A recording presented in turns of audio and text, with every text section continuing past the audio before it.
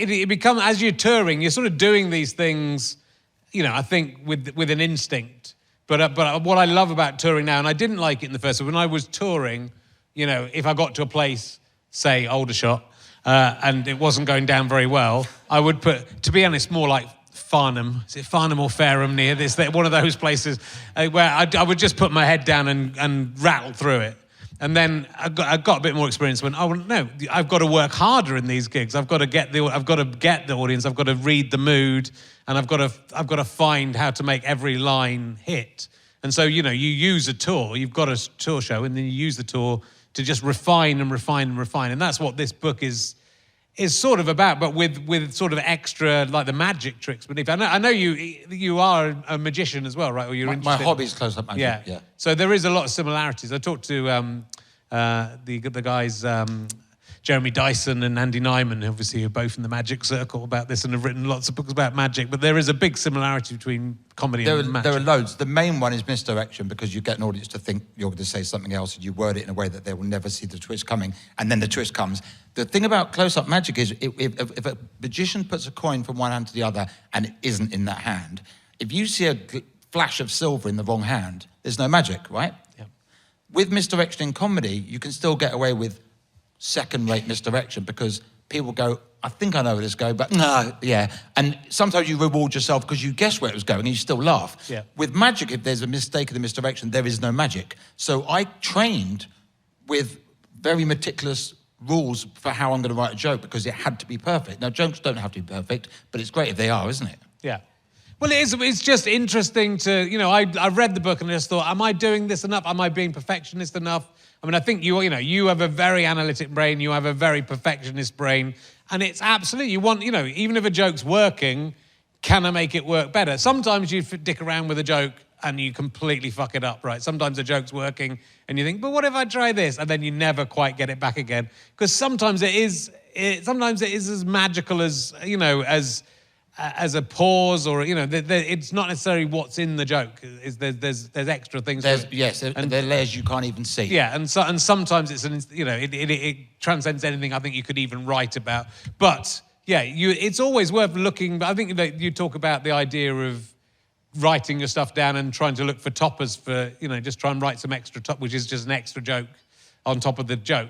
Yeah, well, can I talk about that? Yeah. So a topper is a punchline on top of a punchline, which is very economical, because you've done the setup, then they laugh, and then you do another punch, they laugh again. And my record's 5 in a row, and it's great, because on the fifth one, they're just helpless like that, because you go bang, bang, bang, bang, bang, bang, right? Scott Capurro, have any of you seen Scott Capurro? If you watch Scott Capurro, he has no setups. Everything he says is a short, it's ridiculous, it's so economical. If you watch a laborious setup, one half laugh, then, you know, sometimes you watch someone set up a whole lot of information, then there's a half laugh, and then one other laugh, and then they change the subject. You go, did you tell me all of that just to get that one laugh, right? So which ironically I've just done with the description of it. So the point is that when I had 3 Radio 4 series, it's called The Problem with Adam Bloom, it was a long time ago, and the producers, I had to write everything out. Now, 95% of it was material I'd written brand new for each themed show, but occasionally I'd slip in a bit of existing material. So when I was writing out the existing material, which was so laborious, you're going, I've said this 1,000 times on stage, literally hundreds of times, right? And I'm having to write it out. When I started writing it out, because my mind wandered, because I knew the words I was writing, I didn't have to focus on them, my mind wandered, and often, as you know, material comes to you while your mind wanders, right?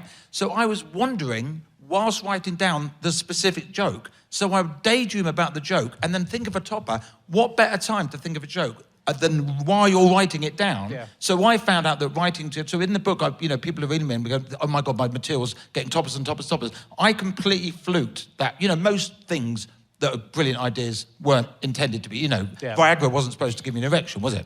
No. COVID-19 wasn't supposed to give me an erection. So that's one of 100 methods. Yeah. But staring at a blank screen is the hardest way to come up with something funny. Yeah. It's the hardest way, right? So I've just got methods for getting around that problem and methods for getting the ball rolling. But existing material improving is a wonderful, wonderful thing. And that thing you talked about, the thing that that magical thing, because you might change one word and the joke falls apart. You don't know why.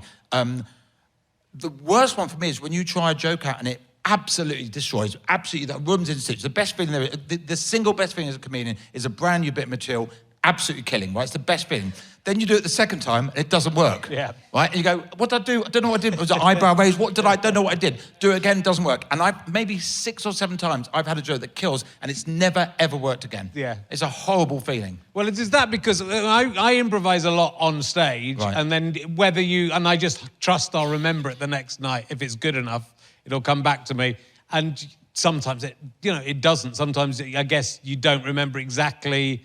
Because you need to get the lead up to it right. Maybe it's back referencing something else, but even if it's just the line itself, if you get anything out of place. I was saying backstage in Talking Cock, there was a joke that I did like maybe 80 times, and it got a little laugh, and I thought, this joke's good. Why is this joke not working? And I changed a word, and I think it was generally like I changed like something like the word prick to cock. It was as little as that. I mean, it was a show all about cocks.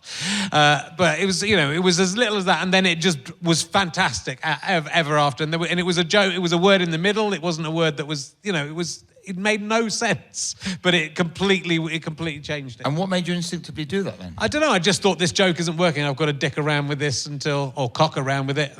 See? Until it works. And that's, but there is, it is, I mean, as much as this, I think this book will be really helpful for people, and I think it'll be really helpful to me. I'm thinking about loads of the stuff in it already.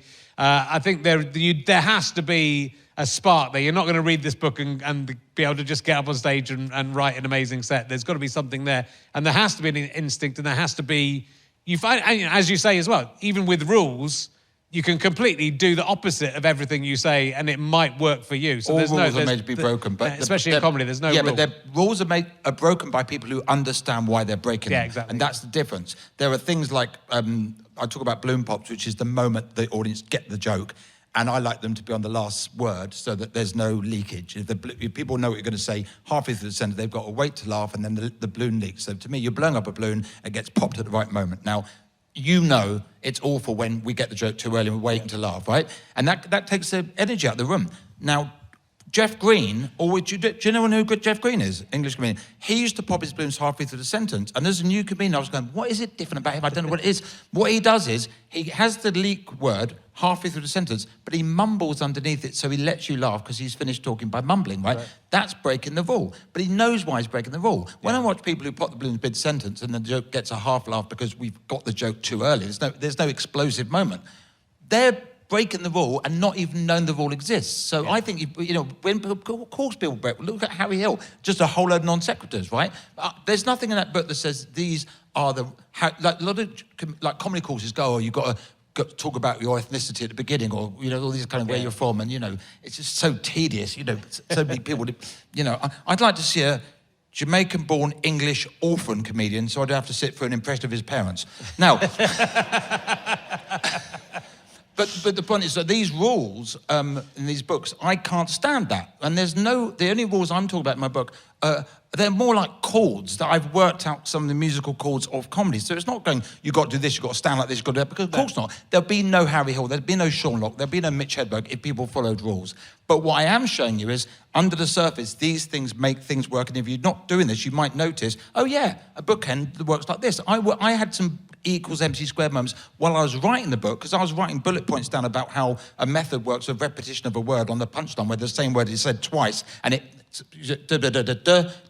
same word there. I worked out 4 things. I went to write down 3. So I had E equals MC. I'm getting really excited. And then I emailed Rich Hall, Rich Hall is as good a stand-up I've ever seen in my life. Mm-hmm. And I emailed him and said, can I have permission to quote this bit of yours, and have I got the wording right? Because it's quite a long bit. And he wrote back and said, I think I need to read this book. You said stuff about comedy I didn't even realise, right? I skipped around my living room for about 20 minutes. Constantly. This is, when he came over to England in 1995, I just couldn't believe that someone could be that good at stand-up. Everything, Mo from The Simpsons was based on Rich Hall. Yeah. So I wrote back to him and said, look, can I quote that? And he said, yeah, I'll put it in the third person. It's on the back of the book, along with quotes from Ricky Gervais, Jim Jeffries, and Harry Hill. But the point is, when Rich Hall said that, I did not expect for a second that someone I'd been looking up to, he came over with an Emmy under his belt in 95. That's when I got excited, because you can't look at your own work subjectively. I started to tingle sometimes, go, I think I've written something incredibly good. But I can't know that because it's me reading it. But then things like Rich Hall saying that, I was like, okay, something special's come out. And then when it came out and it's got, you know, I don't know, it's like something like 67 5-star reviews out of 69 or something, 72. There's 2 4s. Oh, can I tell you, my mum emailed me, because my mum keeps a check-up on it, right?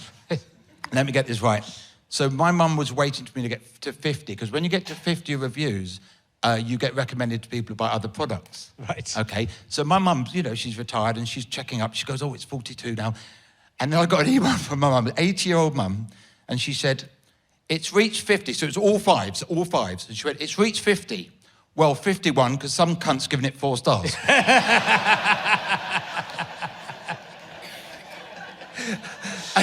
Isn't that wonderful? And you know those things that make you chuckle whenever you think about them, or you look back at a picture and it makes you chuckle like that? I've looked at that email maybe 15 times over the last week or so, and I've chuckled every single time. Because what's lovely is like, 4 stars a good review, right? That's a good review. You know, Steve Bennett in Chorlton has reviewed my anime shows 3 times. I've had a 4 every time, and I go, thank God I didn't get a 3, right? Or a 2 or a 1. Yeah. 4's a good review. Yes. Yes, I just thought it was a wonderful... yeah, it's a wonderful sentence. Yeah.